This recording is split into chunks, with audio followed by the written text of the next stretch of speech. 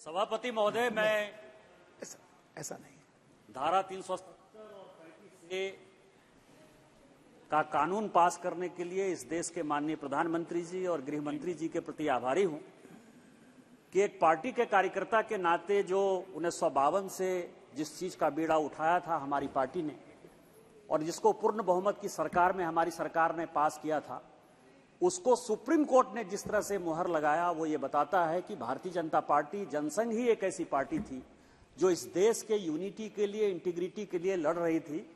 और इस कारण से आज एक कार्यकर्ता के नाते मन प्रफुल्लित है और इसीलिए इस बिल के समर्थन के लिए मैं खड़ा हुआ। सभापति महोदय, मैं बोलना नहीं चाहता था, लेकिन ये पार्लियामेंट है। पार्लियामेंट में कई एक चीजें जो है वो ऐसी चली जाती हैं जिसका कि असर बहुत दूर दूर तक होता है। सौगत बाबू ने श्यामा प्रसाद मुखर्जी जी के बारे में कई एक बातें कही।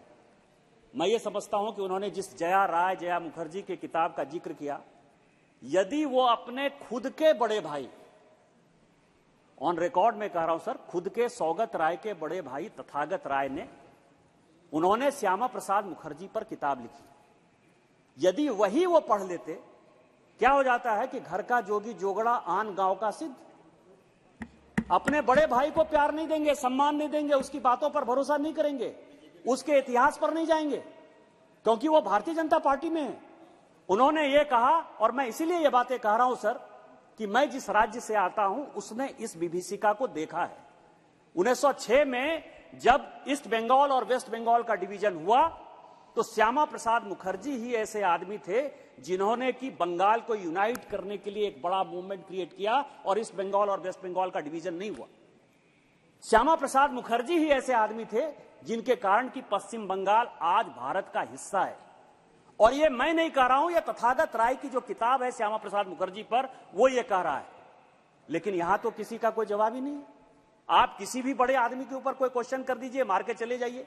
दूसरा सवाल यह है सर, राजा ने जो बातें कही या सुप्रिया जी जो बातें बोल रही थी, सॉवरेनिटी की बात कर रही थी, नेशनल इंटीग्रेशन की बात कर रही थी, चुनाव की बात कर रही थी कि चुनाव जो है, चुनाव के लिए सुप्रीम कोर्ट ने जो बातें कही हैं कि J&K को फुल स्टेटस मिलना चाहिए, मैं सबों से आग्रह करूंगा कि 497 पेज का वो जजमेंट है सुप्रीम कोर्ट का, उसमें पढ़ लीजिए कि क्या बात की।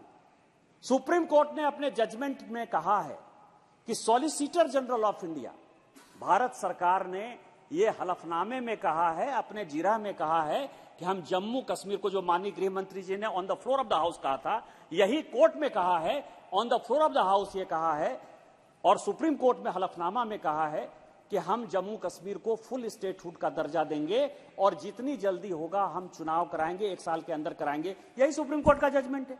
सुप्रीम कोर्ट ने कोई अलग से जो है अपना ऑब्जर्वेशन नहीं दिया है और उस जजमेंट में उन्होंने कंप्लीट लिखा है। इसीलिए मेरा कहना है कि पढ़ लेना चाहिए। दूसरा, सॉवरेनिटी की जो बात है सर, 1956 में स्टेट रीऑर्गेनाइजेशन एक्ट हुआ, हम नहीं थे, नेहरू जी ही थे इस देश के प्रधानमंत्री, और 1956 में सॉवरेनिटी के आधार पर यह कहा गया, यहां इसी सदन में चर्चा होते हुए, कि राज्य को कोई भी सॉवरेन पावर नहीं है, किसी भी राज्य को तोड़ने का, जोड़ने का, यूनियन टेरिटरी बनाने का, अलग राज्य बनाने का, भाषा के आधार पर बनाने का, ज्योग्राफी के आधार पर बनाने का अधिकार केवल और केवल भारत सरकार के पास है। ये 1956 का रीऑर्गेनाइजेशन एक्ट पार्लियामेंट के पास और नेहरू का एक्ट। दूसरा सवाल यह है कि जम्मू कश्मीर के लिए जो बातें कह रहे सर, सुप्रीम कोर्ट ने अपने जजमेंट में कहा है कि 1846 का जो अमृतसर ट्रीटी था और जिस ट्रीटी को 1858 में और 1890 में ब्रिटिश पार्लियामेंट ने एंडोर्स किया, उसके आधार पर पाक ऑक्युपाइड कश्मीर भी भारत का अंग है, यह सुप्रीम कोर्ट ने कहा।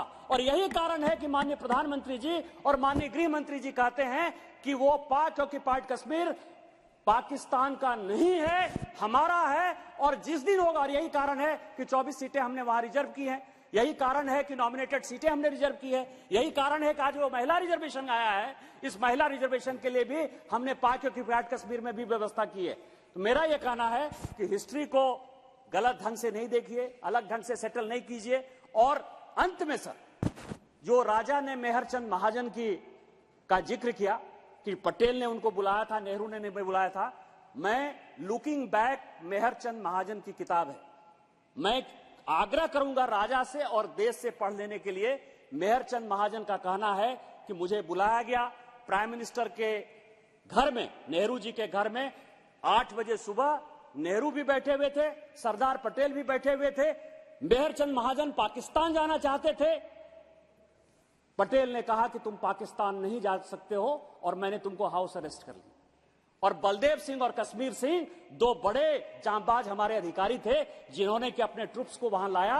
और आज जो बचा हुआ कश्मीर जो आज हमारे पास है, वो सारी देन जो है सरदार पटेल की है। डिफरेंस ऑफ ओपिनियन था, इसको मानिए, यही इतिहास है। इन्हीं शब्दों के साथ जय हिंद जय भारत।